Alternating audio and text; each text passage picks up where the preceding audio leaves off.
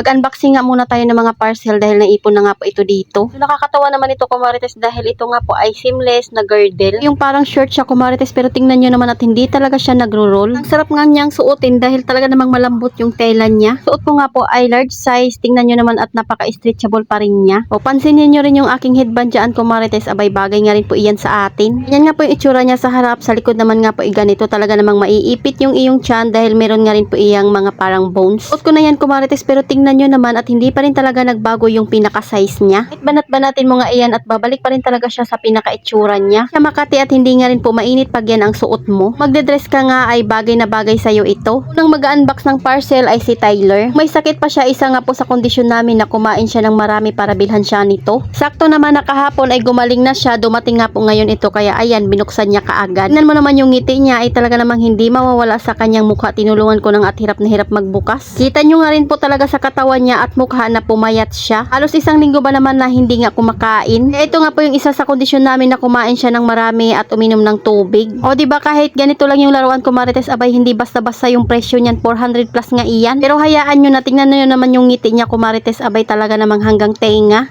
Ito din kasi talaga yung mga hilig niyang laruan, kumarites. Marami na rin talaga siyang koleksyon na ganito. Sa binayad ko naman dyan, kumarites, ay hati kami ni Jowa. Pagdating talaga sa pagbili ng laruan, ako talaga yung pumipigil. Tapos yung papa nila man yung gusto madalas bumili. Kaya madalas siya nagbabayad, tapos ako naman yung tagadagdag lang. Pagkatapos ni Tyler ay ako naman nga po yung mag-unbox dahil 4 na piraso na nga rin po ito. Yung mga kailangan ko ito sa bahay, kumarites, pati nga po mga paninda. Pero itong bubuksan ko, kumarites, ay free ko nga lang po itong nakuha. Pangalawang parcel na nga po itong padala niya sa akin ngayong linggo. Lahat yata ng mga paninda niya sa kanyang shop ay naipadala niya na sa akin. Ito naman nga pong una kong bubuksan, kumarites, ay para nga po ito kay Panda. Pit brush nga po ito, pag paliliguan mo siya ay gagamitin mo nga ito sa kanya. Gentle pit brush nga po iyan, kumarites. May mga accessories na naman nga po na pinadala sa akin, kumarites. Tingnan nyo naman at ang gaganda nga nito. Ito naman yung umiilaw na parang pang ribbon. Sabi ko nga sa inyo, napakaswerte ko nga sa seller na yun, kumarites, dahil halos lahat ng mga paninda nila ay pinapadala niya na talaga sa akin. O diba hindi ko na kailangan bumili ng mga pang-decorate sa Christmas tree, kaso wala pa pala kaming Christmas tree. Ang kailangan kong bumili dahil tingnan nyo naman ang daming pinadala sa akin na pang-display sa Christmas tree. Itong next ko naman nga pong bubuksan, ang alam ko nito ay kutsara at tinidor. Kung mahilig ka magbaon at kailangan mo ng kutsara at ito na nga po ay may lagayan na. Para hindi mo na nga kailangan ng malaking space ay pwede ka nga rin gumamit ng ganito kaliliit na kutsara at tinidor.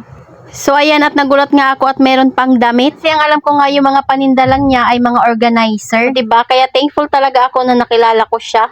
Sobrang bait din ng seller na yan, kumarites. Kung may mga damage yung inyong mga nare-receive ay pwede nga rin din po kayo mag-PM sa kanya or mag-message. Syempre doon sa shop nila.